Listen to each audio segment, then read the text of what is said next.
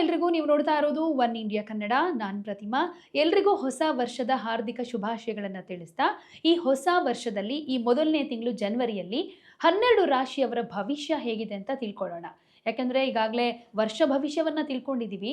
ಆದರೆ ಈ ಜನವರಿ ತಿಂಗಳಲ್ಲಿ ಯಾವ ರೀತಿಯಾಗಿರುತ್ತೆ 12 ರಾಶಿಯವರಿಗೆ, ಒಳಿತು ಕೆಡುಕುಗಳ ಬಗ್ಗೆ, ಒಂದಷ್ಟು ಪರಿಣಾಮಗಳ ಬಗ್ಗೆ, ಆ ಪ್ರಭಾವದಿಂದ ಪಾರಾಗೋದಕ್ಕೆ ಏನೇನು ಪರಿಹಾರ ಮಾಡ್ಕೊಳ್ಬೇಕು, ಇದೆಲ್ಲವನ್ನ ತಿಳ್ಕೊಳ್ಳೋಣ. ಸೊ ಮೊದಲನೇದಾಗಿ ಈ ಜನವರಿ ತಿಂಗಳಲ್ಲಿ ಮೇಷ ಹಾಗೆ ವೃಷಭ ರಾಶಿಯವರಿಗೆ ಹೇಗಿದೆ ಭವಿಷ್ಯ ಅನ್ನೋದನ್ನ ತಿಳಿಸ್ಕೊಡ್ತಾರೆ ಖ್ಯಾತ ಜ್ಯೋತಿಷಿಗಳು, ಪ್ರತ್ಯಂಗಿರ ದೇವಿಯ ಆರಾಧಕರು, ಹಾಗೆ ಭಾರತೀಯ ಸಂಪ್ರದಾಯ ಟ್ರಸ್ಟ್ನ ಅಧ್ಯಕ್ಷರಾಗಿರುವ ಡಾಕ್ಟರ್ ಮಹರ್ಷಿ ಗುರುಗಳು. ಗುರುಗಳೇ ನಮಸ್ತೆ, ಕಾರ್ಯಕ್ರಮಕ್ಕೆ ಸ್ವಾಗತ. ನಮಸ್ತೆ ಅಮ್ಮ. ಹರೇ ಶ್ರೀನಿವಾಸ. ಎಲ್ಲರಿಗೂ ಸಹ ನಮಸ್ಕಾರಗಳು. ಗುರುಗಳೇ, ಎಲ್ರಿಗೂ ಕುತೂಹಲ ಇದೆ. 2025ರಲ್ಲಿ ಒಂದಷ್ಟು ಏಳು ಬೀಳಾಗಿರುತ್ತೆ, ಸಮಸ್ಯೆಗಳನ್ನು ಫೇಸ್ ಮಾಡಿರ್ತೀವಿ. ಹೊಸ ವರ್ಷದಲ್ಲಿ ಇನ್ನು ಮುಂದೆ ಚೆನ್ನಾಗಿರಬಹುದು ಅನ್ನೋ ಒಂದು ಆಶಾಭಾವನೆ ತುಂಬ ಮಂದಿಗಿರುತ್ತೆ. ಸೊ ಈ ಜನವರಿ ತಿಂಗಳಲ್ಲಿ ಮೇಷ ಹಾಗೆ ವೃಷಭ ರಾಶಿಯವರಿಗೆ ಹೇಗಿದೆ ಭವಿಷ್ಯ ತಿಳಿಸ್ಕೊಡ್ತೀರಾ? ಜನವರಿ ಮಾಸ ಭವಿಷ್ಯ ಮೊದಲಿಗೆ ಮೇಷರಾಶಿ. ಮೇಷರಾಶಿಯವ್ರಿಗಂತೂ ಜನವರಿ ಮಾಸದಲ್ಲಿ ಕುಟುಂಬದ ಜೀವನದಲ್ಲಿ ಒಂದಷ್ಟು ನೆಮ್ಮದಿ ಕೂಡಿರುವಂಥದ್ದಿರುತ್ತೆ. ಮತ್ತು ಕುಟುಂಬದಲ್ಲಿ ಒಂದಷ್ಟು ಶುಭ ಕಾರ್ಯಗಳು ನಡೆಯುವಂಥದ್ದಿರುತ್ತೆ. ಏನಾದರೂ ಹೊಸದಾಗಿ ಮದುವೆ ಅಥವಾ ವಿಚಾರಕ್ಕೆ ಸಂಬಂಧಪಟ್ಟಂಥ ಪ್ರಯತ್ನದಲ್ಲಿ ಇರುವಂಥವ್ರಿಗೆ ಅನುಕೂಲ.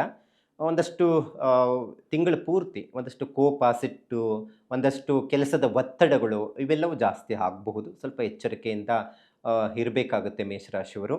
ಮತ್ತು ಕುಟುಂಬದಲ್ಲಿ ಒಂದಷ್ಟು ಸಂತಸದ ವಾತಾವರಣ ಮೂಡುವಂಥದ್ದಿರುತ್ತೆ ಶುಭ ಕಾರ್ಯಗಳಿಂದ. ಯಾಕಂದರೆ ಏನಾದರೂ ಮದುವೆ ಅಥವಾ ಇನ್ನಿತರ ಶುಭ ಕಾರ್ಯಗಳಿಗೆ ಒಂದಷ್ಟು ಹೆಚ್ಚು ಪ್ರಯತ್ನ ಮಾಡ್ತಾ ಇರ್ತೀರ, ಅಂಥವ್ರಿಗೆ ಅನುಕೂಲ ಆಗುವಂಥದ್ದು ಕಂಡುಬರುತ್ತೆ.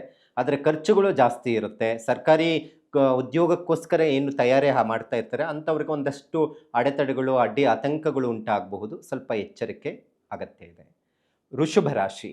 ವೃಷಭ ರಾಶಿಯವರಿಗಂತೂ ಜನವರಿ ತಿಂಗಳಲ್ಲಿ ತುಂಬ ಒಳ್ಳೆಯದಂತಹ ದಿನಗಳು ನಿರೀಕ್ಷೆಯನ್ನು ಮಾಡ್ಬೋದು. ಯಾಕಂತ ಹೇಳಿದ್ರೆ ಜನವರಿ ವರ್ಷದಲ್ಲೇ ಒಂದಷ್ಟು ಶುಕ್ರಾದಿತ್ಯ ಯೋಗ ಉಂಟು ಮಾಡುತ್ತೆ.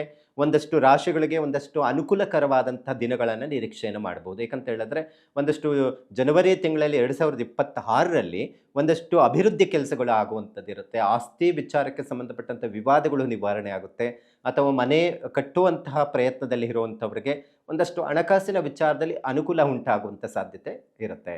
ಮತ್ತು ಅದರ ಜೊತೆಗೆ ಹೊಸ ಯೋಜನೆಗಳಿಗೆ ಒಂದಷ್ಟು ಸಹಕಾರಾತ್ಮಕವಾದಂತಹದ್ದು ಒಂದಷ್ಟು ಫಲಗಳನ್ನು ನಿರೀಕ್ಷೆಯನ್ನು ಮಾಡಬಹುದಾಗಿದೆ. ಇನ್ನು ಸರ್ಕಾರಿ ಕೆಲಸದಲ್ಲಿ ಇರುವಂಥವ್ರಿಗೆ ಪ್ರಮೋಷನ್ ವಿಚಾರಕ್ಕೆ ಸಂಬಂಧಪಟ್ಟಂಥ ಪ್ರಯತ್ನದಲ್ಲಿರುವಂಥವ್ರಿಗೆ ಅನುಕೂಲ. ಮತ್ತು ಅದರ ಜೊತೆಗೆ ತಿಂಗಳ ಮಧ್ಯಭಾಗದಲ್ಲಿ ಒಂದಷ್ಟು ಹಣಕಾಸಿನ ವಿಚಾರದಲ್ಲಿ ಒಂದಷ್ಟು ತಾಪತ್ರಯಗಳು ಬರಬಹುದು. ಆದರೂ ದೊಡ್ಡ ಮಟ್ಟಿಗೆ ಏನೂ ಅಷ್ಟು ಸಮಸ್ಯೆಗಳು ಬರೋದಿಲ್ಲ. ಸ್ವಲ್ಪ ದುಡ್ಡಿನ ಬರಬೇಕಾಗಿರುವಂಥದ್ದು ಸರಿಯಾದಂಥ ಸಮಯಕ್ಕೆ ಬರ್ದಿರೋ ಸಮಸ್ಯೆಗಳು ಉಂಟಾಗುವಂತಹ ಸಾಧ್ಯತೆಗಳು ಇರುತ್ತೆ.